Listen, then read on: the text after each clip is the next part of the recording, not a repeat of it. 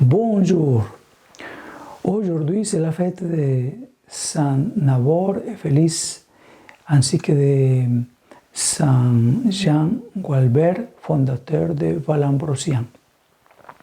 Nabor et Félix sont originaires de l'Afrique du Nord. Comme tant d'hommes et de femmes aujourd'hui, ils ont émigré vers le continent européen. Ils sont arrivés à Milan au IVe siècle et se sont mis dans l'armée de Maximien. Ils ont rencontré le Christ et la vie chrétienne. Convertis au christianisme, ils furent purgés de rang militaire et martyrisés à Lodi. En 1799, ces restes furent transférés à la basilique de Saint-Ambroise, où ils sont aujourd'hui vénérés. C'est aussi la fête de Saint Jean Gualberto, fondateur de Vallambrosien, qui est une communauté monastique. Il a imprimé dans la communauté l'esprit de pauvreté, de travail et l'exemple des apôtres. Aujourd'hui, nous continuons l'enseignement sur la prière avec les psaumes. Comme pilule, celui qui adore Dieu aime ses enfants. Celui qui respecte Dieu respecte les êtres humains. Dans la prière avec les psaumes, nous remarquons tout d'abord que dans les psaumes apparaît souvent une figure négative, celle de l'impie, c'est-à-dire celui ou celle qui vit comme si Dieu n'existait pas. C'est la personne sans aucune référence au transcendant, sans aucun frein à son arrogance, qui ne craint pas le jugement sur ce qu'elle pense et ce qu'elle fait. C'est pour cette raison que le psautier présente la prière comme la réalité fondamentale de la vie, la référence à l'absolu et au transcendant que les maîtres ascétiques appellent la sainte crainte de Dieu. Et ce qui nous rend pleinement humains, c'est la limite qui nous sauve de nous-mêmes en empêchant que nous nous jetions sur cette vie de manière prédatrice et vorace. La prière est le salut de l'être humain.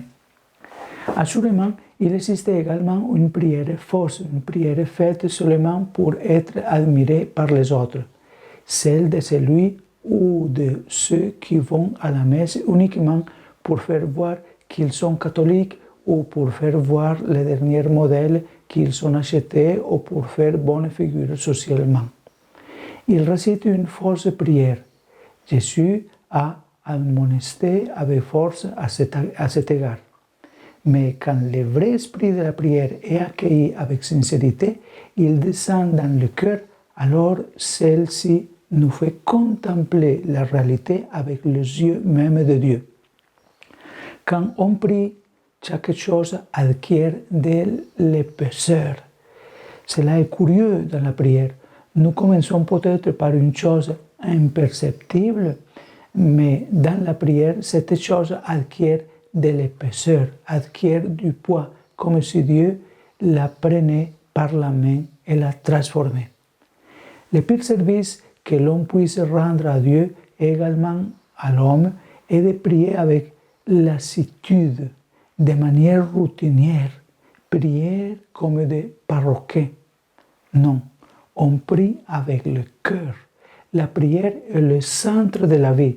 S'il y a la prière, notre frère, notre sœur, également notre ennemi, deviennent eux aussi importants. Un antique dicton des premiers moines chrétiens dit ainsi: « Bienheureux le moine qui, après Dieu, considère tous les hommes comme Dieu. » Ça, c'est une phrase de Evagrio Pontico. En définitive, celui qui adore Dieu aime ses enfants. Celui qui respecte Dieu respecte les êtres humains. C'est pourquoi la prière n'est pas un calmant pour atténuer l'anxiété de la vie. De toute façon, une prière de ce genre n'est sûrement pas chrétienne. La prière responsabilise plutôt chacun d'entre nous. Nous le voyons clairement dans le Notre Père que Jésus a enseigné à ses disciples.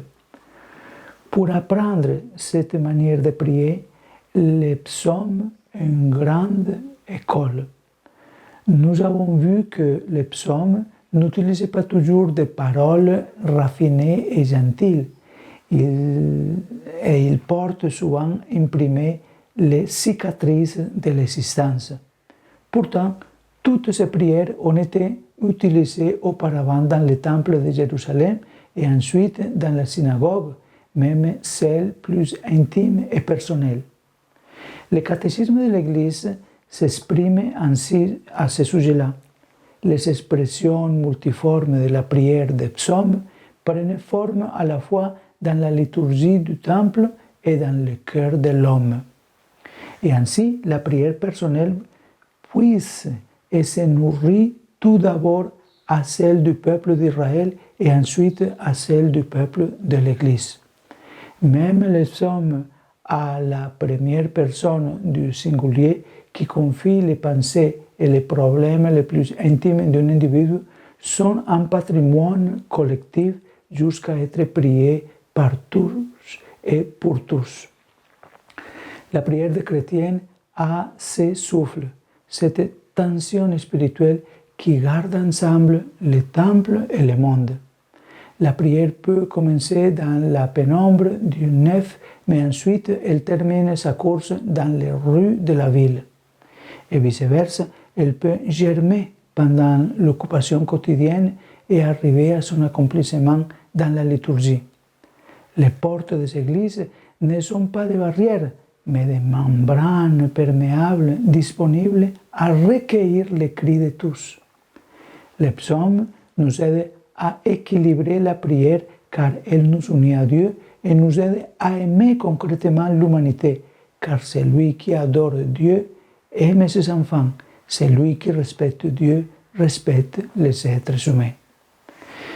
Qu'on puisse donc profiter des psaumes pour avoir une prière qui nous unit à Dieu et en même temps nous projette dans le service à toute l'humanité, à commencer par ceux qui sont proches de nous.